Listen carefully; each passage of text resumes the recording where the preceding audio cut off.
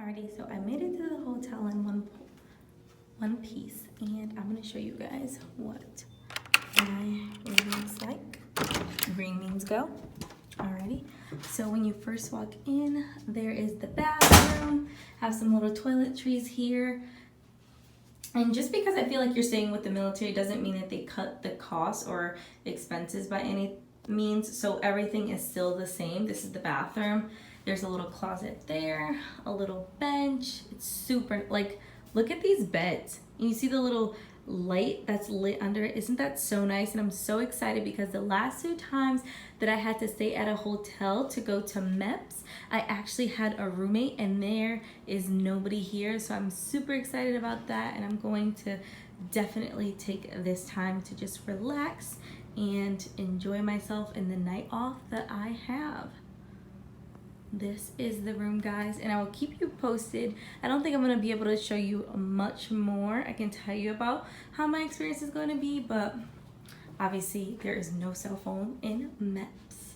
Until next time, guys. Good morning, everybody. It is 5:48 in the morning. Everything is so humid out here. I'm on my way to MEPS, and I drove here, so I'm going to have to follow the shuttle, and all the people in front of me are all the other people who drove here as well.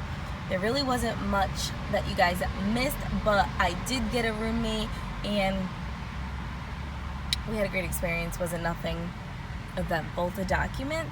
And yeah, I'm about to go in, swear in, and I'll see you guys after. You guys, it has been a terribly long day. I've been up since 4 a.m., went to MEPS around 5, and it is now like 5:30 in the afternoon. I'm all done. Actually, before I go in there, I'll finish this. I am all done with MEPS. I swore in. That process was really good, but now we are going to have some sushi. I don't eat sushi, so I think I'm just gonna order something else on the menu, but I will show you guys what it is. Are you ready to order your sushi burrito? Oh, you're already doing it. A dynamite burrito? Yep, I ordered us the buffalo chicken dumplings and an order of the spring rolls. Cool. Okay. So you are gonna eat that burrito, and then I'm gonna eat everything else because I'm gonna eat that. I don't know, I might have to pick at your dumplings. I don't like sushi.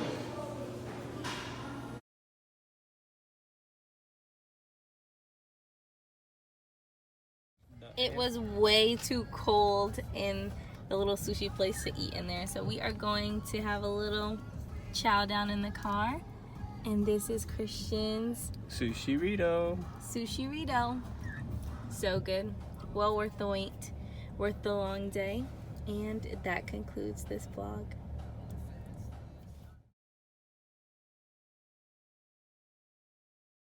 Hey guys, so now that I'm back home, that long day at MEPS is finally over. I'm going to actually tell you guys about how it was like and some things that were just way different from my experience in Massachusetts MEPS. So I'm gonna go outside, have a seat, and then I'll tell you guys about it all because there's some things to know and some things to look out for as well. Let me just sit this down.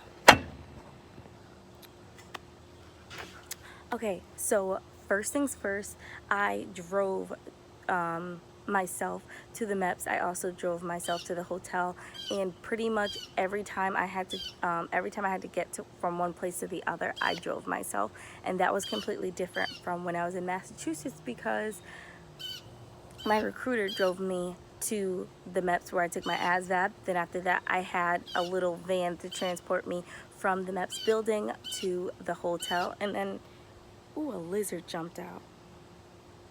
You guys living in Georgia, there is lizards everywhere and they terrify me.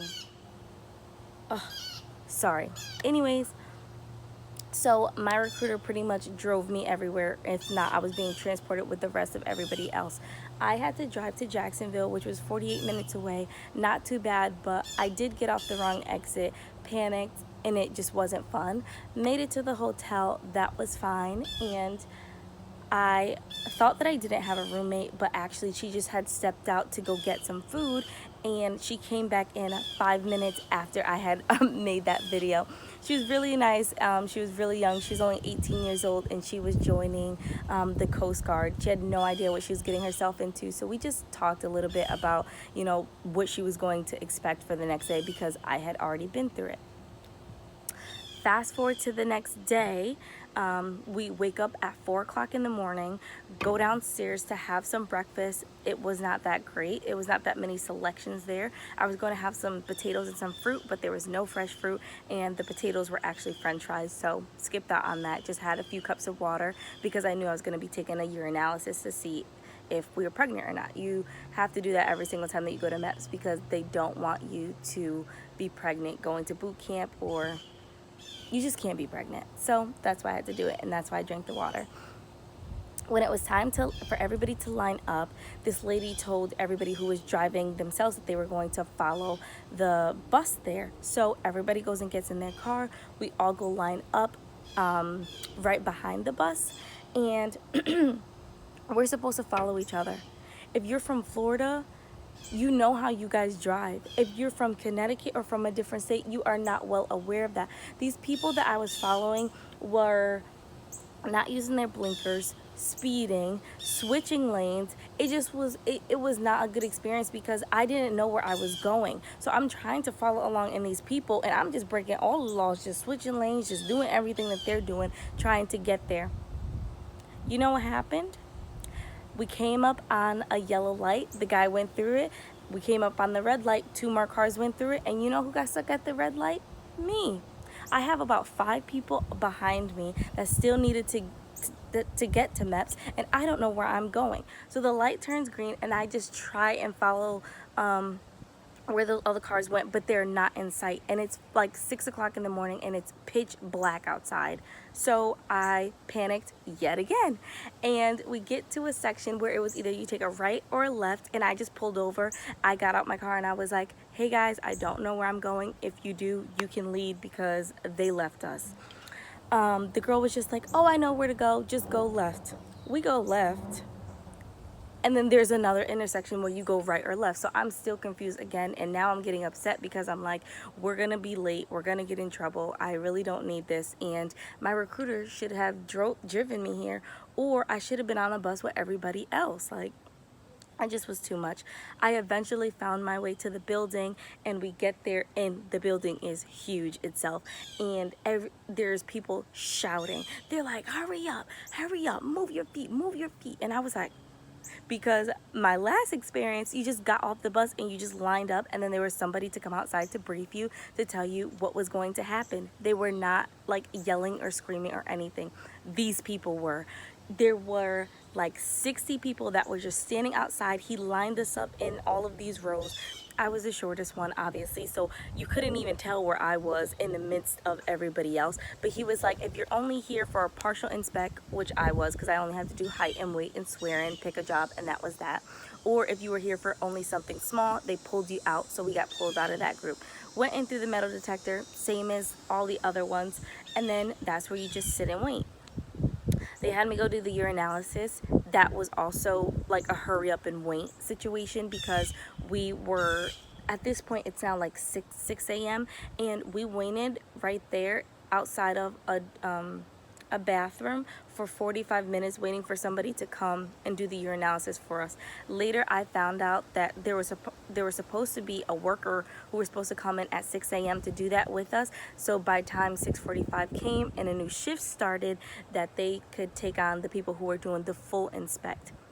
The lady didn't show up. So when the next person came in, she was like, you guys have been waiting here for all that time and nobody came? And we were like, yes.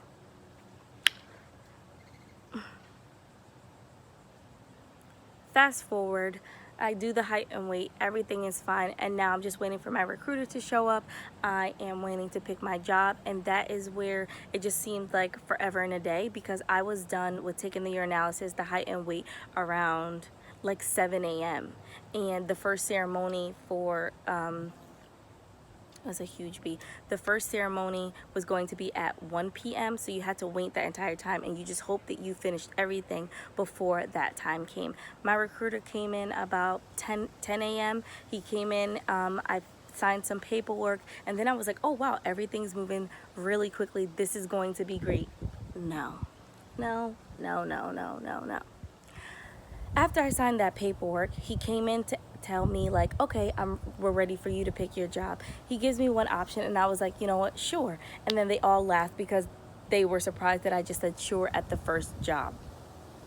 Then he was like, okay, can you leave at this time? And I said no, because Christian and I will be on our honeymoon and we can't leave until after this certain date. So then he was like, okay, the only other thing that we have available is this job. I was not taking it. I was not happy.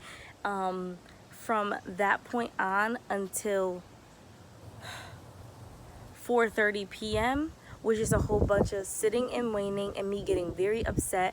And Christian also came up to Jacksonville to be with me and to be supportive, and because he was in uniform, he's obviously in the Navy, they just let him come back. So he was there for the entire process when they were telling me my job, telling me what that was going to entail, and he was just really supportive. And I'm so happy that he was there with me, because I almost lost it a couple times, and I was trying to just keep my composure, like, this is not a job that I want and you're trying to tell me that I have to take it. So long story short, around my job, I technically have a job and I technically have a ship date, but between now and my ship date, my job can be changed, just due to pretty much like if another job becomes available, my recruiter can put me into that job, and then that's the one that I will have like newly. So then I will get a new ship date. So right now I'm not going to share what job I did pick or what my ship date is, because it's not going to be accurate. We had to sit and wait because he needed to submit some paperwork, some form for me to actually sign on for the job that I actually don't want. That took 3 hours. It took 3 hours. So Christian and I are just sitting, hanging around. Christian didn't eat. He actually didn't eat until that sushirto that you guys just saw, and I felt so bad for him, but he understood because he obviously went through it. And I actually didn't, our ceremony was the completely last one at 5:30 p.m. We did not leave MEPS till like 5:45.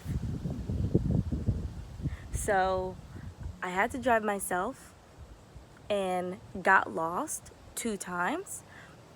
I went to MEPS. Everybody was pretty much mean. It was a huge building and they did not tolerate anything. They were really rude. I had to wait hurry up and wait for so many things, and that was okay because I know that you have to sit and wait for so many things, but I did not get the job that I want. I did not get the ship date that I wanted, and it just wasn't a great experience. And then I didn't even swear in until the 5:30, and I actually met a friend and I was hoping to swear with her. We bonded over a few other little different topics, but that's besides the point. So that was pretty much my Jacksonville experience. If you are going to MEPS in Jacksonville, just be prepared. Don't talk any place that you go. Just sit there and be quiet, because there is no talking in so many of the places, and just expect to have a stern voice being talked to you everywhere you go. Do not expect anything else other than that, because that's what you're gonna get. If you like this video, please like, subscribe, and if you have any questions, feel free to comment. I will be posting more. I'm gonna have a few other military videos that are going to be going up as well. So until next time, guys, bye.